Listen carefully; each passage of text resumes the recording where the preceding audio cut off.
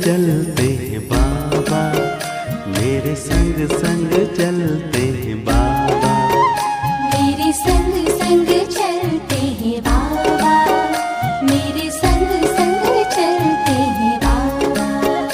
जैसे गगन में चाँद चलता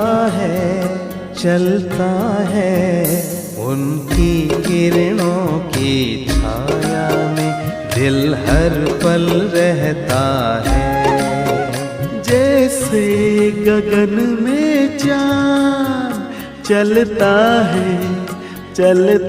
है, उनकी किरणों की छाया में दिल हर पल रहता है। मेरे संग संग चलते हैं बाबा, मेरे संग संग चलते हैं बाबा, मेरे संग संग चलते हैं बाबा, मेरे संग संग चलते हैं बाबा।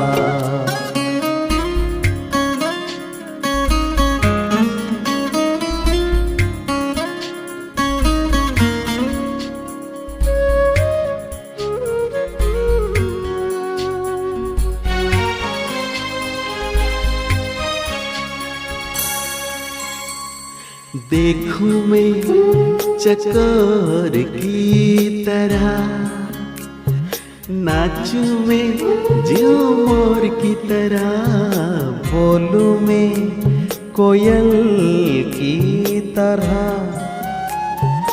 गाऊं मैं बुलबुल की तरह।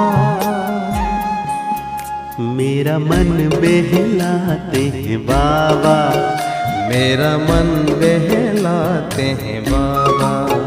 जैसे सुरों में सरगम बजता है, मेरे संग संग चलते। ओम शांति। Good morning. 27 जून 2021 प्रातः मुरली अव्यक्त बाप दादा, रिवाइज 26 जनवरी 1988।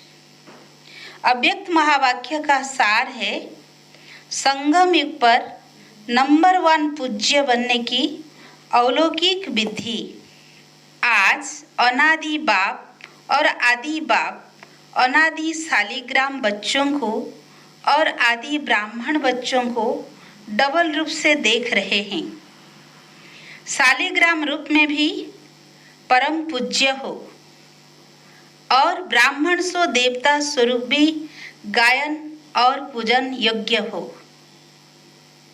दोनों आदि और अनादि बाप दोनों ही रूप से पूज्य आत्माओं को देख हर्षित हो रहे हैं।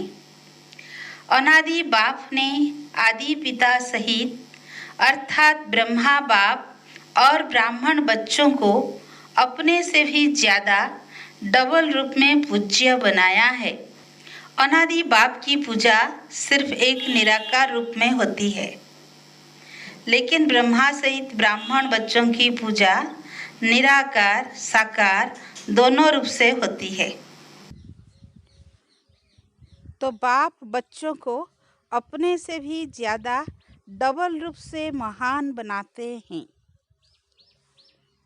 आज बाप दादा बच्चों की विशेषताओं को देख रहे थे। हर एक बच्चे की विशेषता अपनी अपनी है। कोई बाप की और सर्व ब्राह्मण आत्माओं की विशेषताओं को जान स्वयं में सर्व विशेषताएं धारण कर श्रेष्ठ अर्थात विशेष आत्मा बन गए हैं, और कोई विशेषताओं को जान और देखकर खुश होते हैं, लेकिन अपने में सर्व विशेषताएं धारण करने की हिम्मत नहीं है। और कोई हर आत्मा में या ब्राह्मण परिवार में विशेषता होते हुए भी विशेषता के महत्व से नहीं देखते, एक दो को साधारण रूप से देखते हैं।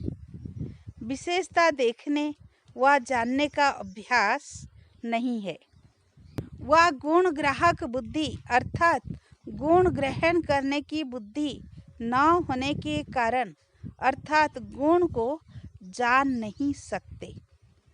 हर एक ब्राह्मण आत्मा में कोई ना कोई विशेषता अवश्य भरी हुई है।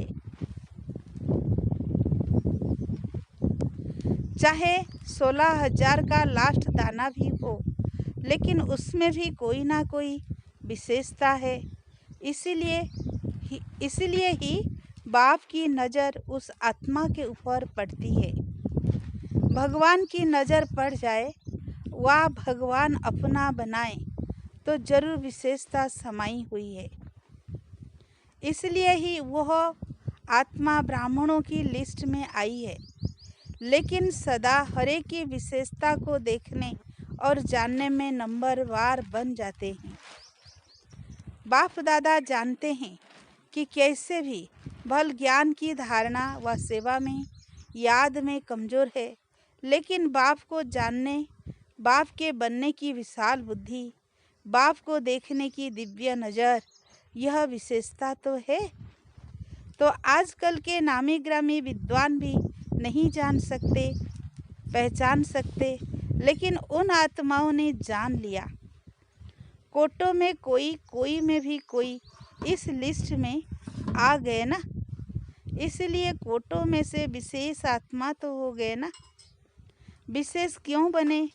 क्योंकि ऊंचे ते ऊंच बाप के बन गए। सभी आत्माओं में ब्राह्मण आत्माएं विशेष हैं। सिर्फ कोई अपनी विशेषता को कार्यों में लगाते हैं, इसलिए वह विशेषता वृद्धि को प्राप्त होती रहती है और दूसरों को भी वह दिखाई देती है। और कोई में विशेषता रूपी बीज तो है, लेकिन कार्य में लाना, यह है बीज को धरनी में डालना। जब तक बीज को धरनी में नहीं डाले तो वृक्ष नहीं पैदा होता, विस्तार को प्राप्त नहीं कर पाते हैं। और कई बच्चे विशेषता के बीज को विस्तार में भी लाते, अर्थात वृक्ष के रूप में वृद्धि को भी प्राप्त करते, फल को भी प्राप्त करते। लेकिन जब फल आता है तो फल के पीछे चिड़ियाएँ, पंछी भी आते हैं खाने के लिए। तो जब फल तक पहुँचते हैं तो इस रूप में माया आती है कि मैं विशेष हूँ, मेरी यह विशेषता है। यह नहीं समझते कि बाप द्वारा प्राप्त हुई विशेषता है। विशेषता भरने वाला बाप है। जब ब्राह्मण बने तो विशेषता आई। ब्राह्मण जीवन की देन है, बाप की देन है। इसीलिए फल के बाद, अर्थात सेवा में सफलता के बाद, यह अटेंशन रखना भी जरूरी है। नहीं तो माया रूपी चिड़िया, पंछी फल को जुटा कर देते हैं या नीचे गिरा देते हैं। जैसे खंडित मूर्ति की पूजा नहीं होती, माना जाता है कि यह मूर्ति है, लेकिन पूजी नहीं जाती। ऐसे जो ब्राह्मण आत्माएं सेवा का फल अर्थात मेवा में सफलता प्राप्त कर लेते हैं, लेकिन मैंपन की चिड़िया ने फल को खंडित कर दिया, इसीलिए सिर्फ माना जाएगा कि सेवा बहुत अच्छी करते हैं, महारथी हैं, सर्विसेबल है। लेकिन संगम युग पर भी सर्व ब्राह्मण परिवार के दिल में स्नेह के पात्र व पूज्य नहीं बन सकते। संगम युग में दिल का स्नेह, दिल का रिगार्ड, यही पूज्य बनना है। फल को मैंपन में लाने वाले ऐसा पूज्य नहीं बन सकते। एक है दिल से किसी को ऊंचा मानना, तो ऊंचे को पूज्य कहा जाता है। जैसे आजकल की दुनिया में भी बाप ऊंचा होने कारण बच्चे पूज्य पिताजी कहकर बुलाते हैं या लिखते हैं। ऐसे दिल से ऊंचा मानना अर्थात दिल से रिगार्ड देना। दूसरा होता है बाहर की मर्यादा प्रमाण रिगार्ड देना ही पड़ता है। तो दिल से देना और देना ही पड़ता, इसमें कितना अंतर है। पूज्य बनना अर्थात दिल से सर्व माने। मेजॉरिटी होने चाहिए। पहले भी सुनाया कि 5% तो रह ही जाता है, लेकिन मेजॉरिटी दिल से माने, यह है संगम युग पर पूज्य बनना। पूज्य बनने का संस्कार तो अभी से ही भरना है, लेकिन भक्ति मार्ग के पूज्य बनने में और अब के पूज्य बनने में अंतर है। अभी आपके शरीरों की पूजा नहीं हो सकती, क्योंकि अंतिम पुराना शरीर है, तमोगुणी तत्वों का बना हुआ शरीर है। अभी फूलों के हार नहीं पड़ेंगे। भक्ति मार्ग में तो देवताओं के ऊपर चढ़ाते हैं ना। पूज्य की निशानी है धूप जलाना, हार पहनाना, आरती करना, कीर्तन करना, तिलक लगाना। संगम युग पर यह स्थूल विधि नहीं है, लेकिन संगम युग में सदा दिल से उन पूज्य आत्माओं के प्रति सच्चे स्नेह की आरती उतारते रहते हैं। आत्माओं द्वारा सदा कोई ना कोई प्राप्ति का कीर्तन करते रहते हैं। सदा उन आत्माओं के प्रति शुभ भावना की धूप व दीपक जगाते रहते हैं। सदा ऐसी आत्माओं को देख स्वयं भी जैसे वह आत्माएं बाप के ऊपर बलिहार गई है, वैसे अन्य आत्माओं में भी बाप के ऊपर बलिहार जाने का उमंग आता है। तो बाप के ऊपर बलिहार जाने का हार सदा उन आत्माओं को स्वतः ही प्राप्त होता है। ऐसी आत्माएं सदा स्मृति स्वरूप के तिलकधारी होती है। इस अलौकिक विधि से इस समय के पूज्य आत्माएं बनती है। भक्ति मार्ग के पूज्य बनने से श्रेष्ठ पूजा अब की है। जैसे भक्ति मार्ग की पूज्य आत्माओं के 2 घड़ी के संपर्क से, अर्थात सिर्फ मूर्ति के सामने जाने से 2 घड़ी के लिए भी शांति, शक्ति, खुशी का अनुभव होता है। ऐसे संगम युगी पूज्य आत्माओं द्वारा अब भी 2 घड़ी, 1 घड़ी भी दृष्टि मिलने से भी खुशी, शांति व उमंग उत्साह की शक्ति अनुभव होती है। ऐसी पूज्य आत्माएं अर्थात नंबर 1 विशेष आत्माएं हैं। सेकेंड और थर्ड तो सुना दिया, उसका विस्तार क्या करेंगे।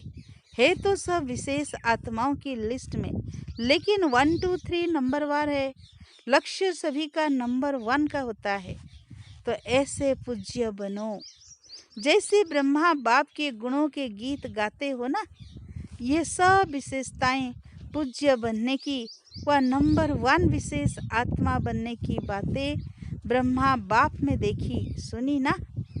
तो जैसे ब्रह्मा साकार आत्मा नंबर 1 संगम युगी पूज्य, सो भविष्य में नंबर 1 पूज्य बनते। लक्ष्मी नारायण नंबर 1 पूज्य है ना, ऐसे आप सभी भी ऐसे बन सकते हैं। जैसे बाप के साथ साथ ब्रह्मा बाप की कमाल गाते हैं, ऐसे आप सभी भी सदा ऐसा संकल्प बोल और कर्म करो जो सदा ही कमाल का हो। जब कमाल होगी तो धमाल नहीं होगी। कमाल नहीं करते तो धमाल करते हो। चाहे संकल्पों की धमाल करो, चाहे वाणी से करो, संकल्पों में भी व्यर्थ तूफान चलता तो यह धमाल है ना। धमाल नहीं, लेकिन कमाल करनी है, क्योंकि आदि पिता ब्रह्मा के ब्राह्मण बच्चे सदा ही पूज्य गाए जाते हैं। अभी लास्ट जन्म में भी देखो तो सभी से ऊंचा वर्ण कौन सा गाया जाता है? ब्राह्मण वर्ण कहते हैं ना। ऊंचा नाम और ऊंचे श्रेष्ठ काम के लिए ब्राह्मणों को ही बुलाते हैं।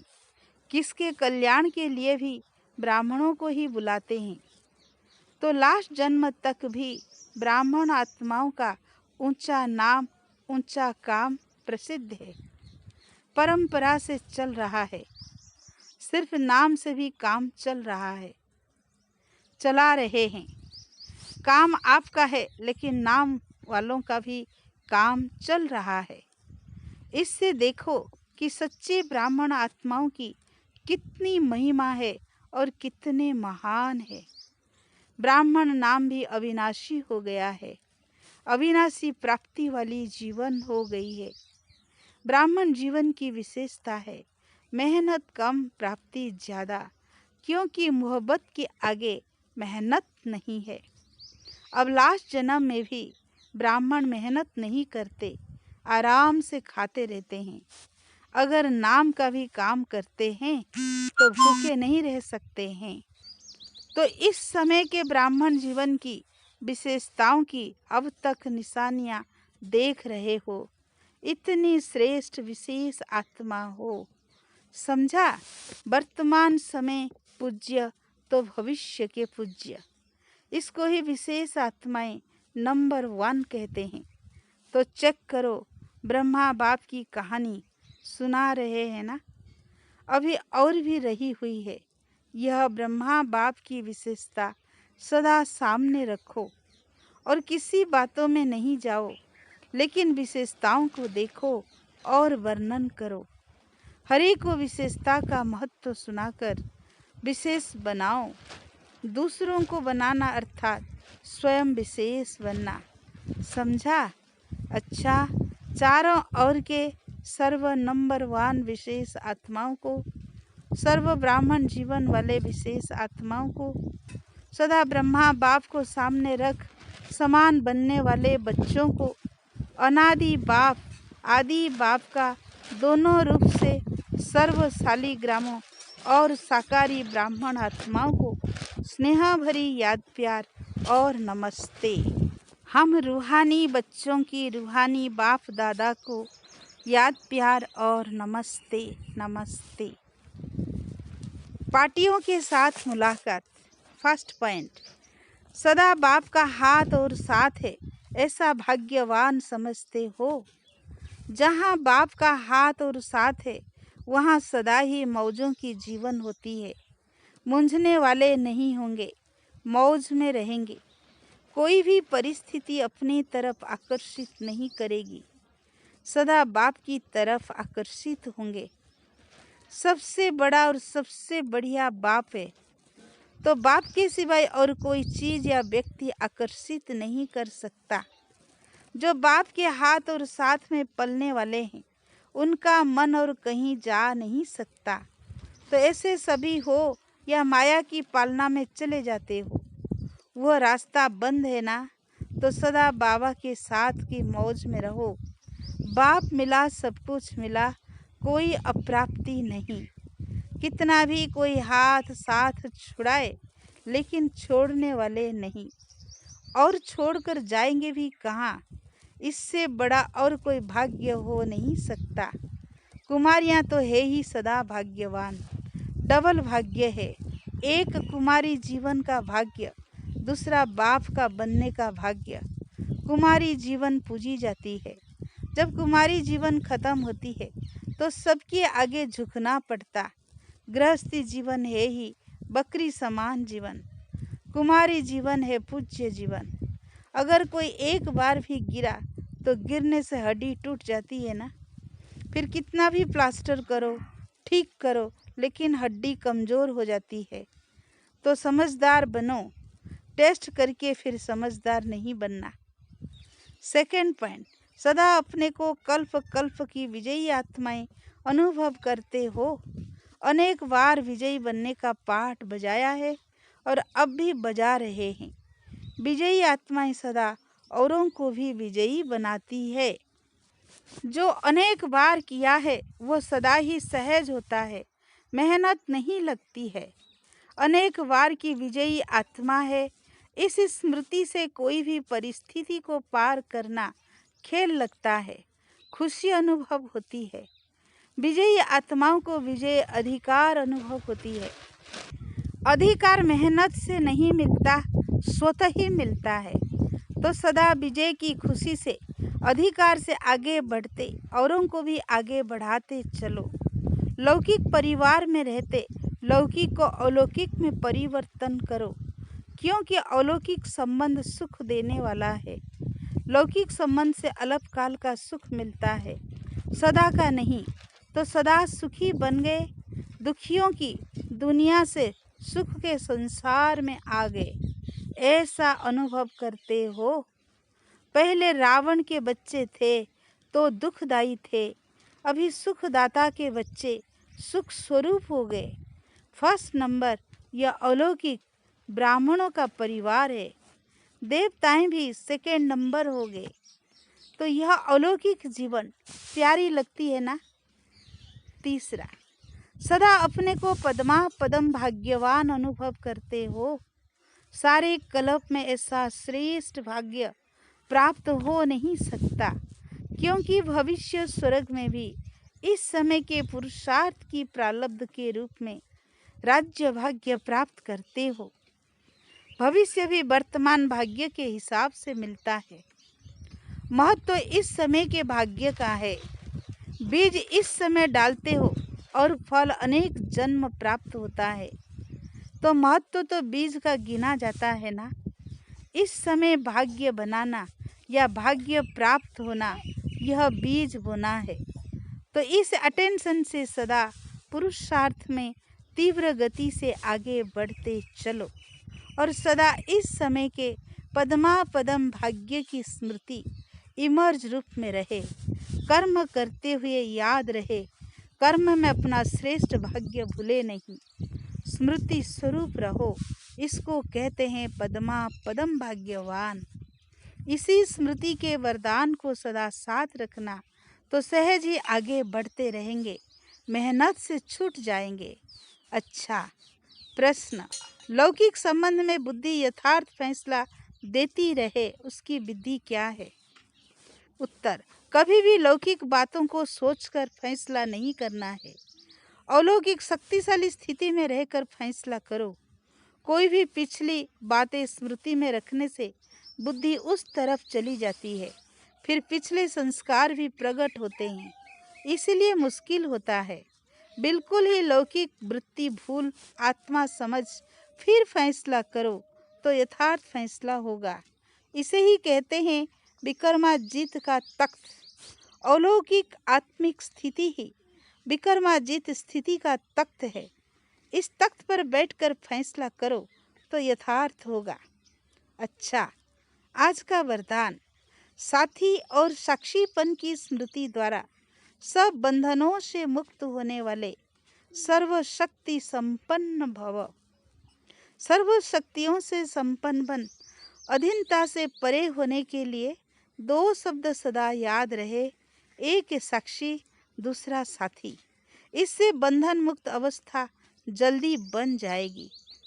सर्वशक्तिवान बाप का साथ है तो सर्व शक्तियाँ स्वतः प्राप्त हो जाती है और साक्षी बनकर चलने से कोई भी बंधन में फंसेंगे नहीं। निमित्त मात्र इस शरीर में रहकर कर्तव्य किया और साक्षी हो गए। इसका विशेष अभ्यास बढ़ाओ। आज का स्लोगन, अशुद्ध और शुद्ध दोनों की युद्ध है तो ब्राह्मण के बजाय क्षत्रिय हो। अच्छा, ओम शांति।